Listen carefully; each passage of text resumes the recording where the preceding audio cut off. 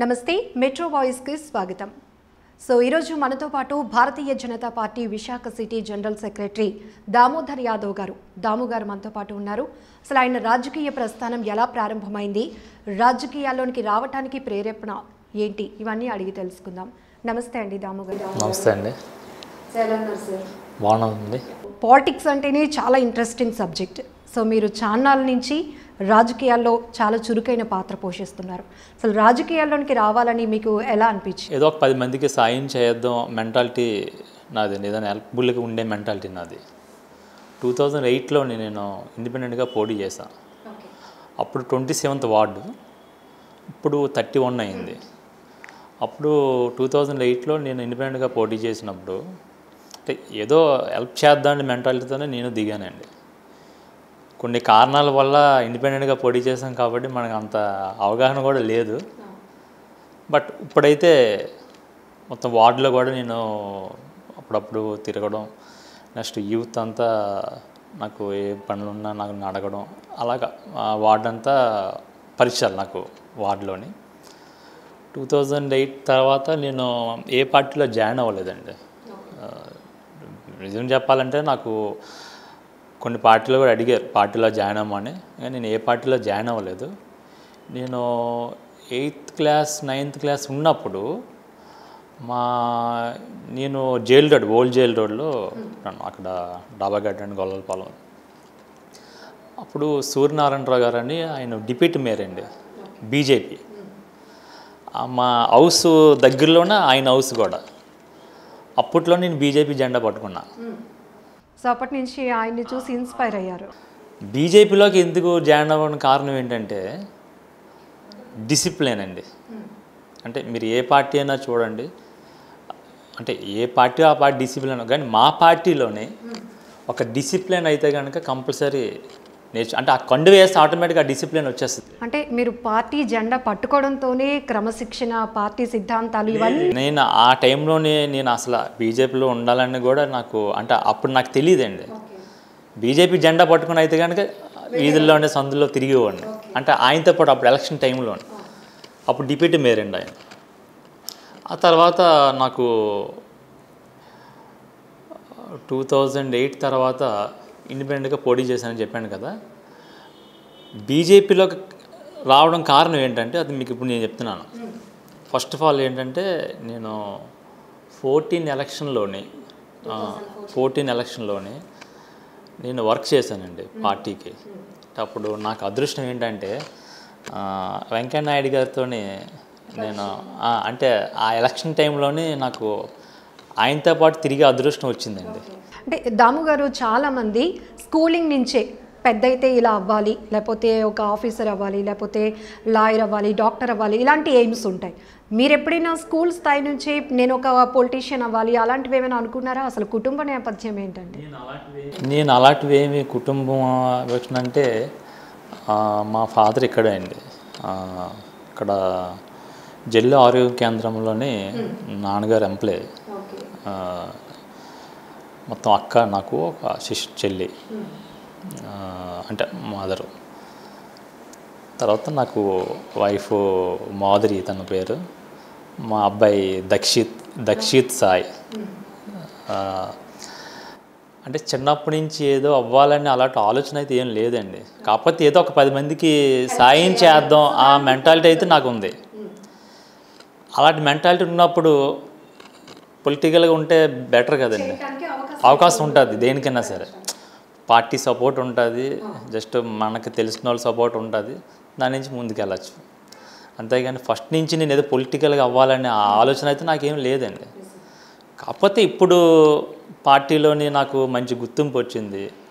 Next మా 14 ఎలక్షన్లోని నాకు ఇప్పటికీ 3 ప్రెసిడెంట్లు అండి. ఫస్ట్ పివి నారాయణరావు గారు అని, ఆయన 14లో ప్రెసిడెంట్. తర్వాత నాగేంద్ర గారు అని, తర్వాత ప్రెసిడెంట్. ఇప్పుడు రవీందర్ రెడ్డి గారు కొత్తగా మొన్న ప్రెసిడెంట్గా, ఆయన జిల్లా ప్రెసిడెంట్ గారు. నాకు ఫస్ట్ పార్టీలో జాయిన్ అయినప్పుడు నాకు వార్డు జనరల్ సెక్రటరీ నాకు పోస్ట్ ఇచ్చారు. అంటే వార్డు జనరల్ సెక్రటరీ నాకు పోస్ట్ ఇచ్చారు. తర్వాత నాకు అంటే నా పనులు చూసి బీజేవైఎంలోని నాకు స్టేట్ ఎగ్జిక్యూటివ్గా స్టేట్ ఎగ్జిక్యూటివ్ నెంబర్గా నేను యువమోర్చాలోని అది నాకు విష్ణువర్ధన్ రెడ్డి గారని ఆయన అప్పుడు స్టేట్ ప్రెసిడెంట్ అండి. నాకు చెప్పాలంటే నాకు విష్ణువర్ధన్ రెడ్డి గారు అంటే నాకు చాలా ఇష్టం అండి. ఎందుకంటే ఆయన స్పీచ్లు కానీ ఆయన నా పని దాకా గుర్తించి నాకు స్టేట్ ఎగ్జిక్యూటివ్ నెంబర్ ఇచ్చారండి. తర్వాత ఒక 5 months తర్వాత నాకు విజయనగరం జిల్లా ఇన్ఛార్జ్ ఇచ్చారండి. అంటే యువమోర్చాలోనే జిల్లా ఇన్ఛార్జ్ ఇచ్చారు. 6 months తర్వాత నాకు బీజేపీలోకి రమ్మని నాకు మా నాగేంద్ర గారు ఫోన్ చేసి బీజేపీలోకి ఉంటే బాగుంటుందని చెప్పి నాకు సెక్రటరీ ఇచ్చారండి. బీజేపీ సెక్రటరీ ఇచ్చారు. అది కొంతకాలం చేశాను.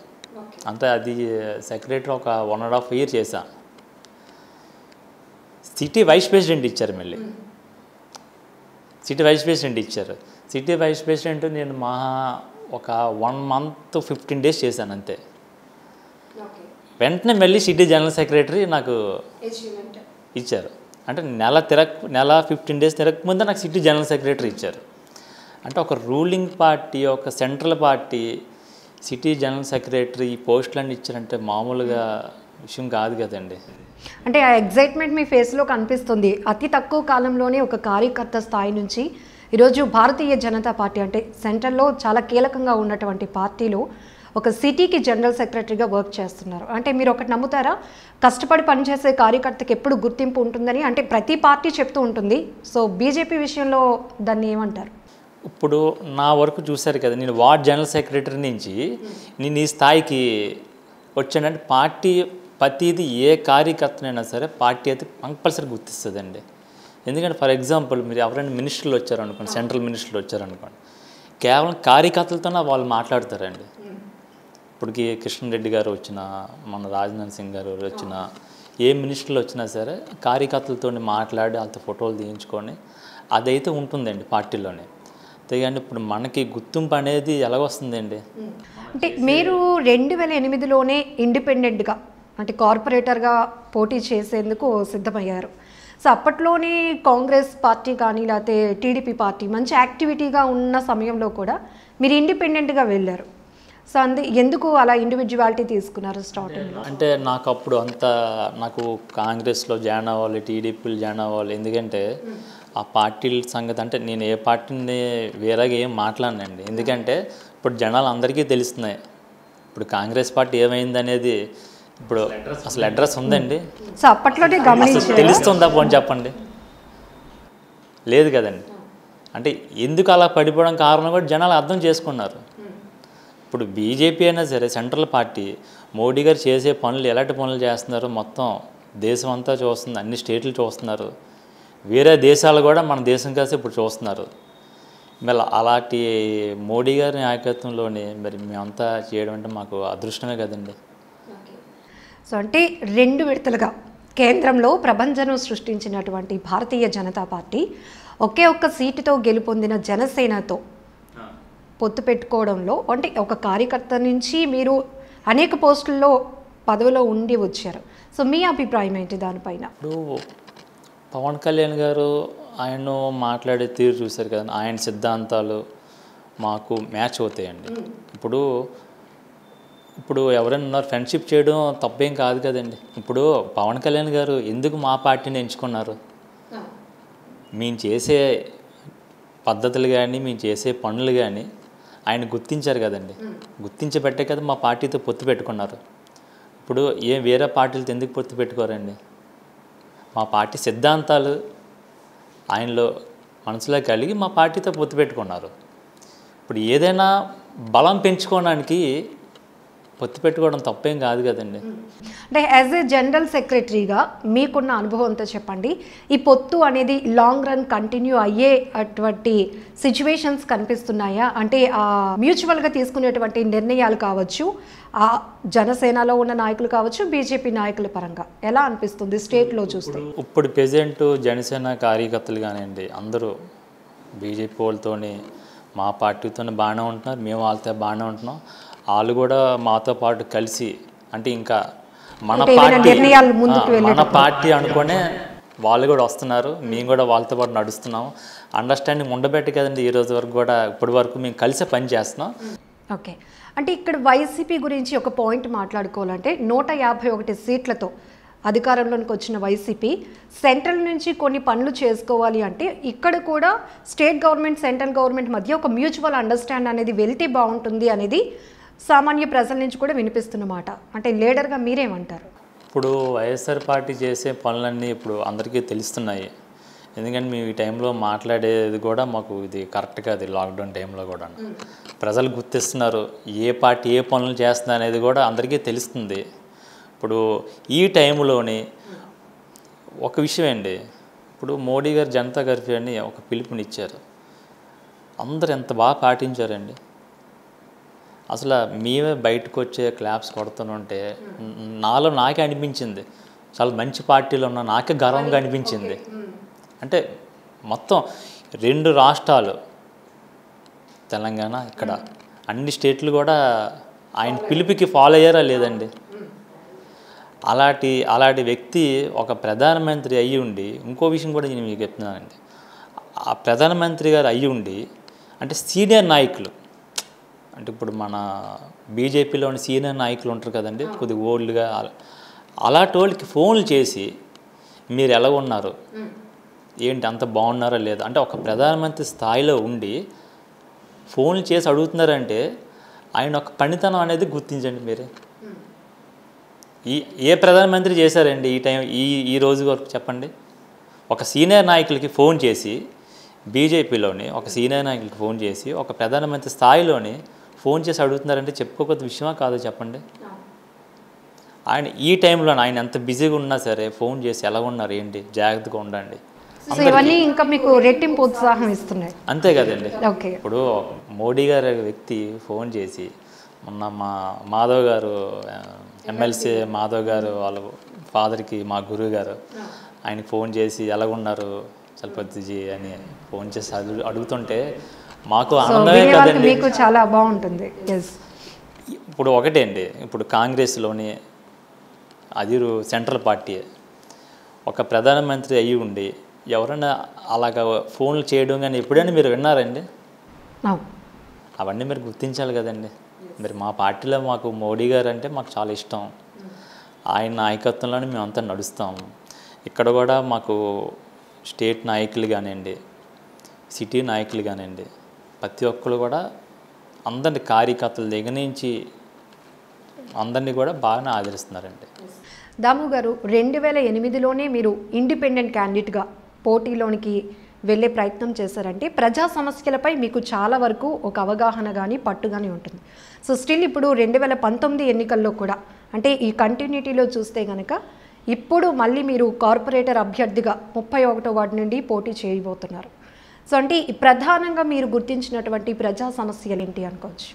మొన్న ఒక ఎగ్స్ పంచే కార్యక్రమం చేశామండి 31వ వార్డు. అక్కడ సరస్వతి పార్క్ దగ్గర కణకల్ వీధి అని ఒక ఏరియా ఉంది. ఆ ఏరియాలోకి అక్కడేవో డ్రైనేజ్ ప్రాబ్లమ్స్ అవి ఉన్నాయి. అవి మేము చేస్తాను ముందుకెళ్ళినా సరే వాళ్ళందరికీ ఇష్టమే చేయించడానికి, కానీ అక్కడ కూడా రాజకీయం చూపెడుతున్నారు. మేము ఒక ఎలక్షన్ ముందు నేను నామినేషన్ వేసిన తర్వాత ప్రచారంకి వెళ్ళినప్పుడు కణకల్ వీధిలో ఒక కాలనీ ఉంటుందండి, అది బాగా స్లమ్ అది ఏరియా అదంతా. వెళ్ళినప్పుడు ఒక ఆవిడ వచ్చి అక్కడ పైన ట్యాంక్ ఏదో బాగోలేదంటే ఆవిడ వచ్చి నన్ను అడిగారు, బాబు అందరూ వస్తున్నారు మీరు వస్తున్నారు మళ్ళీ మీరు కనిపించరు, సరే ఇప్పుడు మీకు ఏం కావాలమ్మా అని అడిగాను. చిన్న పిల్లలు బాబు ఆ పైన వాటర్ ట్యాంక్ పైన క్యాప్ లేదు, దానివల్ల ఏంటంటే కాకులు అవన్నీ డ్రింకింగ్ వాటర్ పొల్యూట్ అవుతుంది. సరేనమ్మా నేను చేయిస్తాను అన్నాను. వాళ్ళు నమ్మలేదు నేను చేయిస్తానంటే. అయితే ఏమైందో తెలియదండి. తర్వాత అక్కడ కూడా రాజకీయం అంటే ఇప్పుడు ఒక మనస్ఫూర్తిగా వెళ్ళి చేయించడానికి కూడా అక్కడ కూడా రాజకీయమే చూపెడుతున్నారు. అంటే మీకు ఎదురైన అనుభవం అది? చెప్పాను నేను. నెక్స్ట్ డే నేను పిలిపించి ఆ మేస్త్రిని వాళ్ళకి పిలిపించి ఎంత అవుతుంది ఏంటో కనుక్కొని చెప్పి వెంటనే నేను చేయించడానికి రెడీ అయ్యాను. రెడీ అయితే మళ్ళీ వేరే వాళ్ళు ఎవరో చేయిస్తున్నారని చెప్పేసి అంటే వేరే పార్టీలో ఈ రోజు వరకు కూడా అది అలాగే ఉండిపోయిందండి. అలాంటి సమస్యలు అంటే మనస్ఫూర్తిగా చేద్దాని ఉద్దేశంతో వెళ్ళినప్పుడు కూడా వేరే పార్టీలు కూడా అడ్డుపడుతుంటారు. అంటే దాము గారు ఒక క్వశ్చన్, చాలామంది క్యాంపెయిన్లో ఇవి చేస్తాం అవి చేస్తామని హామీ ఇస్తారు, గెలిచిన తర్వాత చెయ్యొచ్చు చేయకపోవచ్చు సెకండరీ. ప్రస్తుతం అయితే కరోనా అంటే ఒక విపత్తును ప్రజలు ఎదుర్కొంటున్నారు. ఈ టైంలో రియల్ హీరోస్ కావాలి అంటే వాళ్ళకి నిజంగా హార్ట్ఫుల్గా సర్వీస్ అందించే వాళ్ళ కోసం ప్రజలు వెయిట్ చేస్తున్న స్థితి. సో మీరు కొన్ని యాక్టివిటీస్ చేస్తున్నారు. ప్రజెంట్ ఈ లాక్డౌన్ టైంలో ఎలాంటి సర్వీసెస్ చేశారు? లాక్డౌన్ అయ్యి 22nd అయ్యింది కదండి. నేను 24th నుంచి మేము వార్డులో తిరగడం స్టార్ట్ చేసాం. మేము ఏం చేసామంటే అండి, రేషన్ కార్డు ఎవరికైతే లేదో వాళ్ళకి గుర్తించి అంటే ఒక 250 నెంబర్స్కి అంటే 250 కుటుంబాలకి రేషన్ వేయించామండి. అందులో మా పార్టీ కూడా మా ఎమ్మెల్సీ మాధవ్ గారు కూడా బాగా సాయం చేశారు. మా ప్రెసిడెంట్ రవీంద్ర రెడ్డి గారు కూడా నాకు బాగా సాయం చేశారు. 250 మంది మేము సర్వే చేసి అంటే రేషన్ కార్డు లేకపోతే వాళ్ళకి రేషనే వస్తుందండి. వాళ్ళకి ఏం కావాలి అంతే కదండి. అలాంటి వాళ్ళకి మేము రేషన్ వేయించామండి. తర్వాత 15 days 20 days డైలీ ఫుడ్ అండి. డైలీ ఒక 200 నెంబర్స్కి ఆ డివిజన్లోనే ఎవరైతే లీడ్ పీపుల్స్ ఉంటారో వాళ్ళకి డైలీ 15-20 days డైలీ ఫుడ్ చేసాం. అది మా స్టేట్ సెక్రటరీ కాశీరాజు గారు ఆయన పంపించడం జరిగిందండి. మా వార్డు అంటే అన్ని వార్డులకేనండి, మా వార్డు ఒకటే కాదండి, మొత్తం ఎన్ని వార్డులు అన్ని వార్డులకు కూడా ఫుడ్ 20 days కూడా ఫుడ్ పంపించారండి. అది కూడా బాగా చేసాం. తర్వాత మేము తులసి మొక్కలు ఉంటాయి కదండి, తులసి మొక్కలు అది కూడా మా మోడీ గారి పిలుపుతోనే తులసి మొక్కలు కూడా మేము ఇంటింటికి వెళ్ళి అందించడం జరిగింది. తర్వాత కూడా మళ్ళీ మేము ఒక 15 days కూడా మళ్ళీ ఫుడ్ పెంచాం, అంటే నా ఓన్గా మేము పెంచాము. మొన్న ఒక 1 week బ్యాక్ ఎగ్స్ అంటే లాస్ట్లో ఇవన్నీ అయిపోయిన తర్వాత లాస్ట్లో పెడదామని వార్డ్ అంతా మేము ఒక 30,000 ఎగ్స్ తెప్పించి ఇంటికి 12 గుడ్లు చెప్పిన ప్రతి ఇంటికి మేము ఇచ్చామండి. ఇప్పుడున్న రాజకీయ సమీకరణాలు బట్టి అంటే ఏదో కరోనా వచ్చి బ్రేక్ పడింది కార్పొరేషన్ ఎలక్షన్స్కి, సో ఒకవేళ మళ్ళీ స్టార్ట్ అయ్యే ఛాన్సెస్ ఉంటే ఎలా ఉంటుంది అనుకోవచ్చు సిటీ పరంగా మన విశాఖపట్నంలో? ఇప్పుడు ఎలా ఉంటుందంటే ఇప్పుడు ప్రజలందరూ ఇప్పుడు చూస్తున్నారు కదండి, అంటే ఇప్పుడు ఏ పార్టీ వస్తుందో ఏ పార్టీ రాదు అనేది. ఇప్పుడు మీ టీవీ అలా కాదండి, ఒక మాట, ఇప్పుడు టీవీ ఆన్ చేయండి, టీవీ ఆన్ చేసి మీకు ఏ పార్టీలు కనిపిస్తాయి? 2 పార్టీలు కనిపిస్తాయి, ఒక టీడీపీ ఒక వైఎస్ఆర్. ఈ 2 పార్టీలు మీరు టీవీ ఆన్ చేసి వీళ్ళు వాళ్ళు తిట్టుకోవడం వీళ్ళు వీళ్ళు తిట్టుకోవడం, అంత తప్ప ఇంకేం కనిపిస్తుంది చెప్పండి? అందుకని ఈ టైంలో మాట్లాడడానికి కూడా ఏమీ లేదు. ఎలక్షన్లు ఎలాగా కార్పొరేషన్ ఎలక్షన్స్ వస్తాయి, ఎలాగా మేము జనసేనతో పొత్తు పెట్టుకున్నాం, 2 పార్టీలు కలిపి మేము ముందుకు వెళ్తాం. ఎందుకంటే ప్రజలకి అర్థమవుతుందండి ఏ పార్టీ ఏం చేస్తుంది అనేది అందరికీ అర్థమవుతుంది. కాబట్టి మొత్తం దేశం అంతా మోడీ గారిని గుర్తిస్తున్నారు, అన్ని స్టేట్లలో కూడా మోడీ గారిని గుర్తిస్తున్నారు, అన్ని జిల్లాల్లో కూడా మోడీ గారిని గుర్తిస్తున్నారు, డివిజన్లో కూడా మోడీ గారిని గుర్తిస్తున్నారు. అంటే ఇది మీకు ఎందుకు చెప్తున్నానంటే అండి, మేము డోర్ టు డోర్ క్యాంపెయిన్ చేసినప్పుడు కానీ మేము మొన్న ఏమైనా డిస్ట్రిబ్యూట్ చేసినప్పుడు కానీ వాళ్ళు చెప్పే మాటలు మీకు చెప్తున్నానండి. మోడీ గారు అంటే అందరి గుండెల్లోనే అభిమానం ఉందండి. ముందుకి ఆయన వస్తేనే బాగుంటుంది. ఈ స్టేట్లో కూడా బీజేపీ ఉంటే బాగుంటుంది, వాళ్ళతో కలిసి నడిస్తే బాగుంటుంది.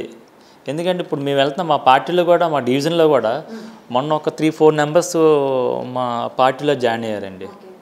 అంటే వాళ్ళు మేము అడిగా దేనికి ఏంటంటే లేదండి బీజేపీ అంటే మాకు కొద్దిగా ఇంట్రెస్ట్, ఎందుకంటే ముందుకి బీజేపీ పార్టీతో ఉందాం అనుకొని మేము జాయిన్ అవుతున్నాం. సో ఎప్పుడూ రాజకీయంగా బిజీగా ఉండే మీరు సినీ ప్రముఖుల కొంతమందితో మీకు మంచి పరిచయాలు సన్నిహితంగా ఉండడం కూడా చూస్తూ ఉన్నాం. సో అంటే అక్కినేని ఫ్యామిలీతో మీకున్నటువంటి సన్నిహితం ఏంటండి? నాకు నాగార్జున గారు నీ ఫ్యాన్ అండి, నాకు ఆయన చాలా ఇష్టం. అందరు హీరోలు కానీ నాకు నాగార్జున గారు అంటే ఫస్ట్ నుంచి, అంటే నాకు చిన్నప్పటి నుంచి మా నాన్నగారి దగ్గర నుంచి అంతా నాగార్జున గారి ఫ్యాన్సేనండి. నాకు బాగా ఇష్టం. అది ఇష్టం అంటే ఒక ఒక మనిషిని ఇష్టం ఎందుకు పడతామండి, ఎందుకు ఇష్టపడతాం? వాళ్ళు ఇచ్చే రిసీవింగ్ పెట్టే కదా మనల్ని ఇష్టపడతాం, మనం ఇష్టపడతాం. అలాగే నాగార్జున గారు అంటే నాకు చాలా ఇష్టం. ఆయనతో పాటు సుమంత్ వాళ్ళ మేనల్లుడు సుమంత్తో నాకు కొద్దిగా బాగా పరిచయం అండి. షూటింగ్స్కి లొకేషన్కి వెళ్ళినప్పుడు వాళ్ళందరూ నాకు పరిచయాలు అవ్వడం, అలాగా నాకు సినీ ఇండస్ట్రీతో నాకు పరిచయాలు, అందరు హీరోలతో నాకు పరిచయాలు ఉన్నాయండి. ముఖ్యంగా మొన్న మూవీ నిర్మాతగా కూడా చేసాం, ఆపరేషన్ గోల్డ్ ఫిష్ మూవీ. అది అక్టోబర్ 18th రిలీజ్ అయింది. మా సినిమా ప్రమోషన్లు అందరూ మంచి స్టార్సే వచ్చారండి. ట్రైలర్ లాంచ్, అది ట్రేజర్ లాంచ్ మహేష్ బాబు గారు లాంచ్ చేశారు. ఇది ఫస్ట్ లుక్ రానా లాంచ్ చేశారు. త్రివిక్రమ్ వర్మ గారు ఆయన వచ్చి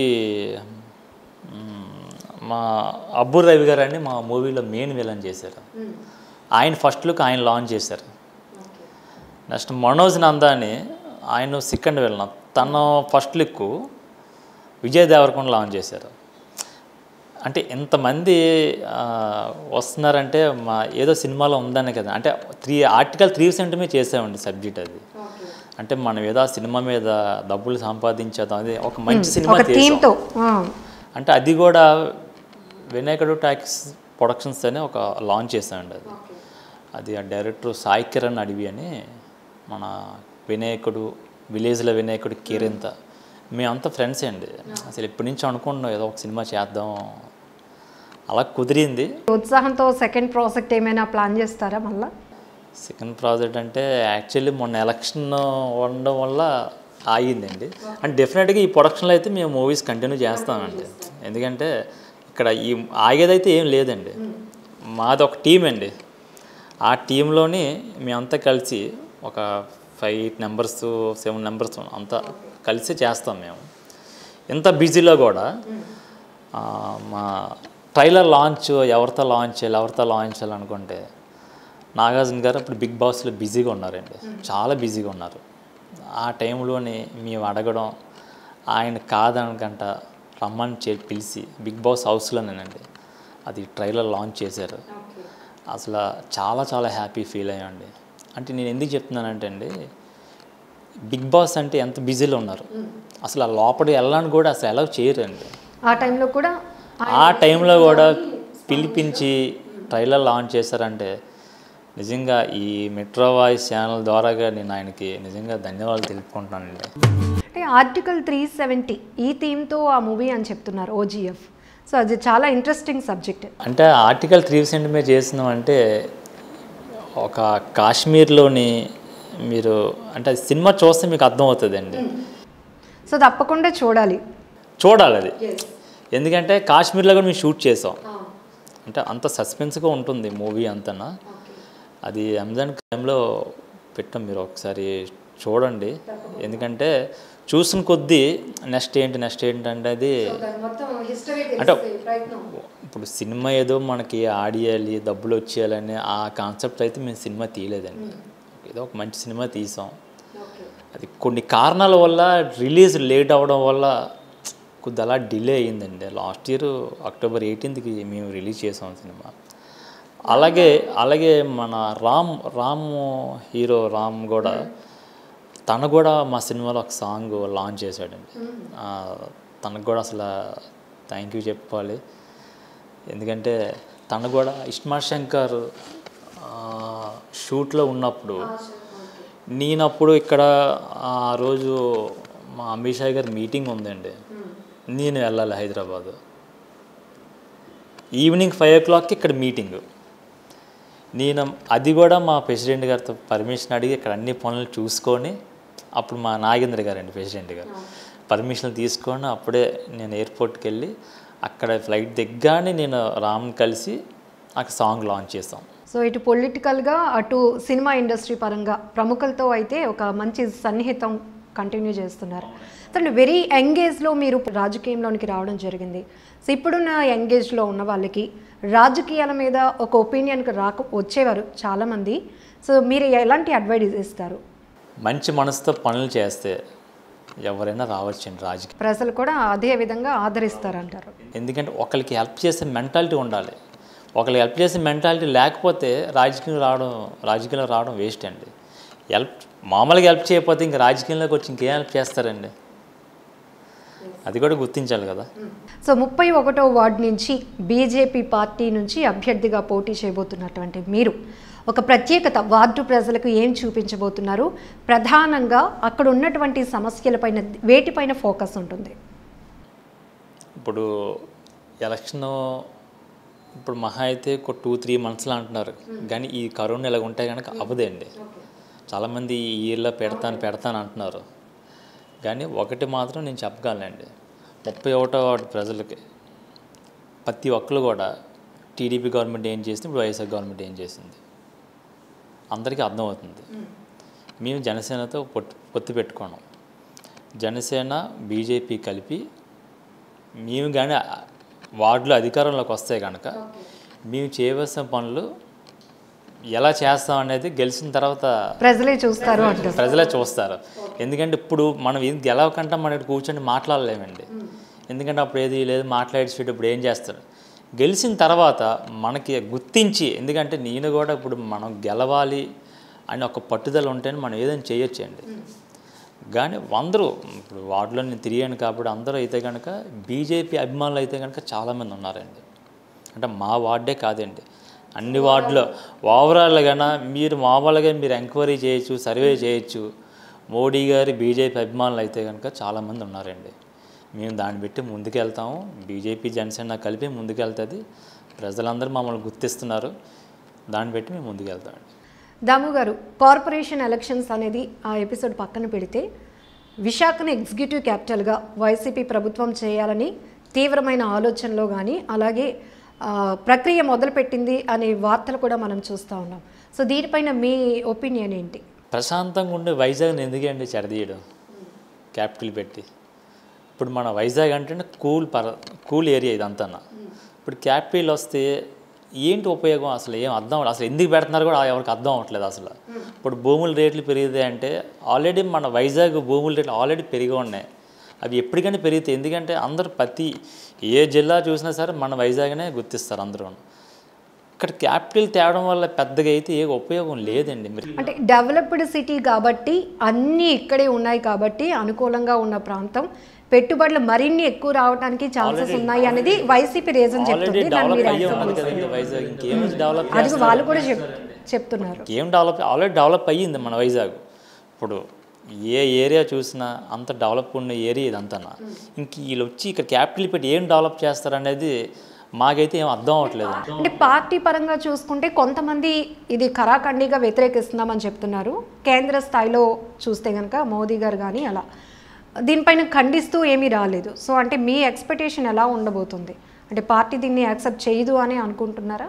అది చేయదు అంటే ఇది ఏమి అంటే ఇప్పుడు మొన్న ఎప్పుడో ఓపెనింగ్ పెడతానన్నారు, ముహూర్తం షాట్ ఏదో ముహూర్తం ఏదో పెడతా అన్నారు. అది అంటే అది ఎందుకు తెస్తున్నారు కూడా ఎవరికి అర్థం అవ్వట్లేదండి. ఒక మాట మాత్రం నిజమేండి, ఇక్కడ క్యాపిటల్ పెట్టడం వల్ల దేనికి ఉపయోగం లేదండి. అంటే పోనీ ఏమైనా రియల్ ఎస్టేట్ పెరుగుతుంది అంటే ఆల్రెడీ పెరిగింది కదండి, ఆల్రెడీ భూముల రేట్లు పెరిగాయి. దానివల్ల ఏదో అంటే అక్కడ ఏదో కక్ష సాధించడానికే ఇక్కడ ఏదో తెస్తున్నారేమో కానీ అండి. ఎందుకంటే ఒక క్యాపిటల్ ఉన్నది కదండి, ఉంటుంది, మళ్ళీ ఇక్కడ తీసుకురావడం ఎందుకు ఏమో. మేమైతే కనుక మేము సపోర్ట్ చేయమండి. దాము గారు చాలా యాక్టివిటీస్తో ముందుకెళ్తున్నారు, ఇంకా ప్రజల్లోనికి ముందుకు వెళ్ళే ప్రయత్నం చేస్తున్నారు.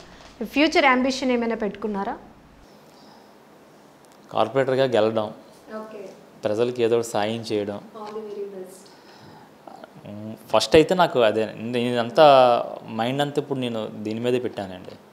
కార్పొరేట్గా పోటీ చేయాలి అంటే ఏం చేయాలి, ఏం చేస్తే ప్రజలకి అనేది ఆ ఆలోచనలో ఉన్నానండి. నేను ప్రతి ఏరియాలో సర్వే చేసుకుంటాను పర్సనల్గా. నేను మా టీంతో మేము సర్వే చేసుకుంటున్నాం.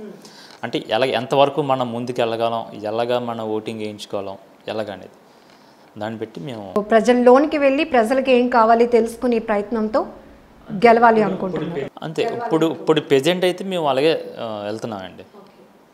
కేంద్రంలో మోదీ గారి హవా అంటే మీరే ప్రతి మాట ముందు చెప్పారు. మోదీ గారు చేస్తున్న కార్యక్రమాలు, ఆయన ఆలోచనలు, ఆయన సిద్ధాంతాలు మా పార్టీకి ఒక బలంగా మారాయి, నడిపిస్తున్నాయని చెప్తున్నారు, ప్రజల్ని హత్తుకుంటున్నాయని చెప్తున్నారు. సో ఇన్ ఫ్యూచర్ స్టేట్ లెవెల్లో కూడా పార్టీ స్థితిగతులు ఎలా ఉండబోతున్నాయండి? ప్రజల్లో మార్పు రావాలి. దేశంలో చూసారు, చాలా దగ్గర దేశం అంతా చూస్తుంది, రాష్ట్రంలో కూడా చూడబోతున్నాం. రైట్ అండి, థ్యాంక్ యూ దాము గారు. సో మీ వాల్యుబుల్ టైం స్పెండ్ చేసి అంటే ప్రజలకి మీరు ఏం చేయబోతున్నారు? అసలు క్రమశిక్షణ గల పార్టీ కాబట్టి భారతీయ జనతా పార్టీలోనికి వచ్చాను, పార్టీ జెండా పట్టుకున్నప్పటి నుండి కూడా అంచెలంచెలుగా కష్టపడుతూ ఉన్న వారికి మంచి పదవులు వస్తాయి, ఇస్తారు అని చెప్పడానికి నేనే మంచి ఎగ్జాంపుల్ అని కూడా దాము గారు చెప్పారు. ఇన్ ఫ్యూచర్ మీరు ఇంకా మంచి పోస్టులు చేపట్టాలని, ప్రజలకు ఒక మంచి మనసుతో సర్వీస్ అందించాలని ఆకాంక్షిస్తున్నాం. థ్యాంక్ యూ సో మచ్ అండి. నమస్తే. థ్యాంక్ యూ అండి. నమస్తే.